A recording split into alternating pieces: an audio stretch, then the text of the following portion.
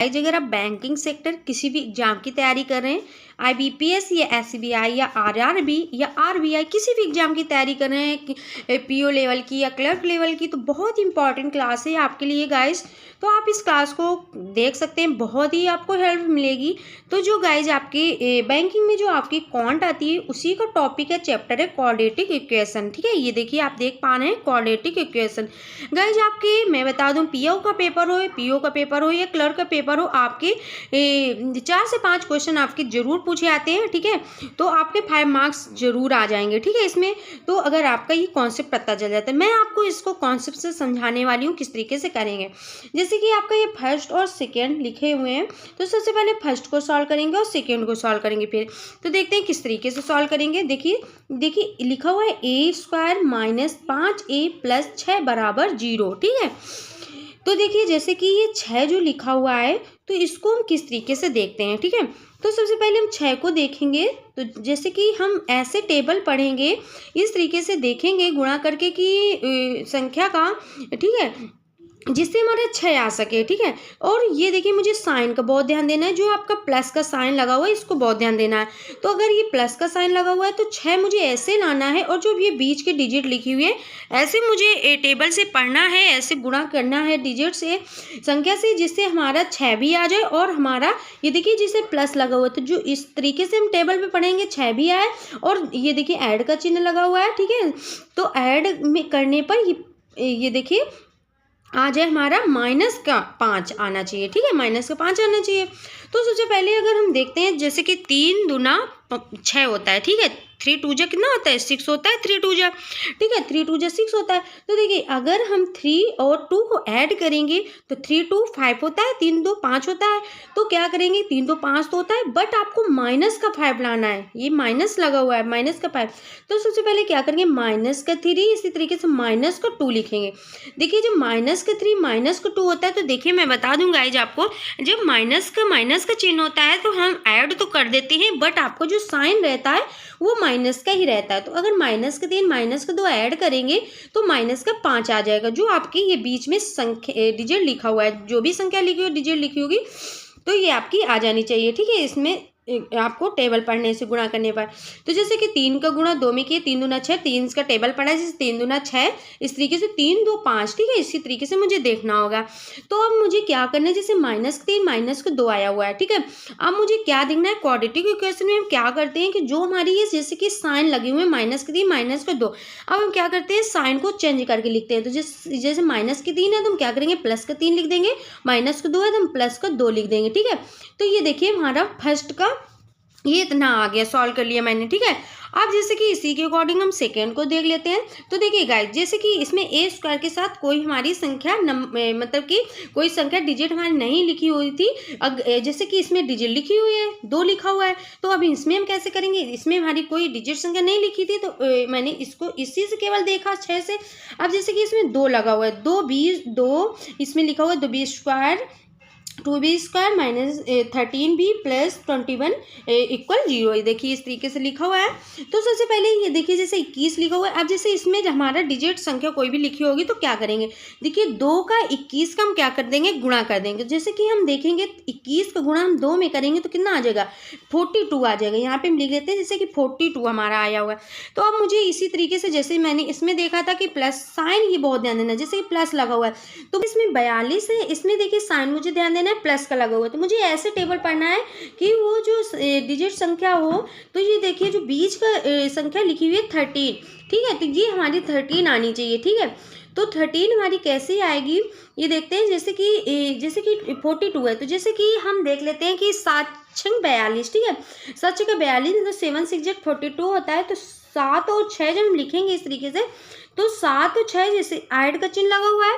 ठीक है, तो ऐड करेंगे तो 7 6 13 हो जाएगा, बट आपको -13 लाना है। ठीक है, इस तरीके से तो -7 और -6 करेंगे तो ये देखिए जैसे मैंने पहले इसमें बताया हुआ था कि माइनस माइनस ऐड हो जाते हैं, बट आपको जो साइन रहता है वो हमारा माइनस का ही रहता है। तो जैसे -7 -6 ऐड करेंगे तो 13 हो जाएगा, -13 आ जाएगा, जो आपके बीच में संख्या लिखी हुई है। ठीक है, तो ये आपका आ गया इतना। अब मुझे क्या करना होता है कि इसमें जैसे कि ए स्क्वायर के साथ कोई डिजिट संख्या नहीं लिखी थी, तो मैंने डायरेक्ट इस तरीके से हमारा सॉल्व हो गया, इसका +3 +2 आया। अब इसमें जैसे कि जब इसके साथ कोई संख्या लिखी होती है, जिसके बी स्क्वायर के साथ संख्या डिजिट लिखी होती है, तो मुझे कैसे देखना होता है। तो सबसे पहले हम जैसे कि 7 6 आया हुआ, तो जो यहाँ पे संख्या डिजिट लिखी होगी, ठीक है, उसको हम क्या करेंगे, यहाँ पे डिवाइड पे लिखेंगे। देखिए जैसे 2 लिखा हुआ, तो यहाँ पे 2 लिख देंगे अपॉन पे, इस तरीके से, ठीक है। अब हम क्या करेंगे कि इस माइनस के साथ माइनस को 2 हो गया। अब क्या करेंगे कि जैसे कि मैंने आपको बताया कि जो संख्या जो साइन लगे होते हैं, इनको हम चेंज करते हैं क्वाड्रेटिक इक्वेशन में, ठीक है। तो हम क्या करेंगे, प्लस का 7/2 और प्लस का 6/2 इस तरीके से लिख देंगे। हम क्या करेंगे, इनको कट कर देंगे जिससे कट पाए। 2 से 7 को काटेंगे, 2 3 6 और जो एक इसमें बचा हुआ है और इसमें पॉइंट लगाएंगे, दशमलव लगा 0 बढ़ जाता है, ठीक है। और 2 पंचे 10, तो इस तरीके से 3.5 आ गया, 3.5 आ गया, ठीक है।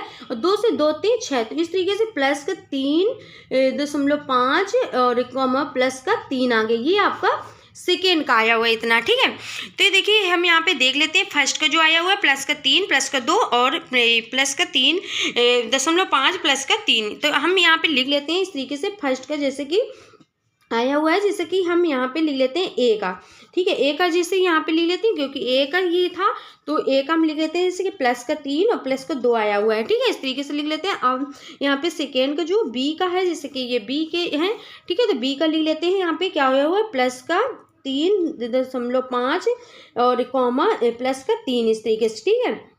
तो यहाँ पे लिख लेते हैं। अब हम क्या करते हैं, क्वाड्रेटिक इक्वेशन में मुझे कैसे करना होता है, जो जैसे कि पहले यहाँ पे प्लस का 3 से हम देखेंगे, प्लस का 3.5 को, प्लस को 3 को, ठीक है। तो इससे पहले हम दोनों को देख लेंगे। तो प्लस का 3 से हम प्लस का 3.5 देखेंगे कि प्लस का 3 बड़ा है या 3.5 बड़ा है, ठीक है। तो 3 से 3.5 बड़ा है, क्योंकि 3 से ज़्यादा है ना, 3.5 यहाँ पे है, ठीक है। यहाँ पे प्लस का 3 है, तो कौन सा बड़ा हो जाएगा, ये बी बड़ा हो जाएगा।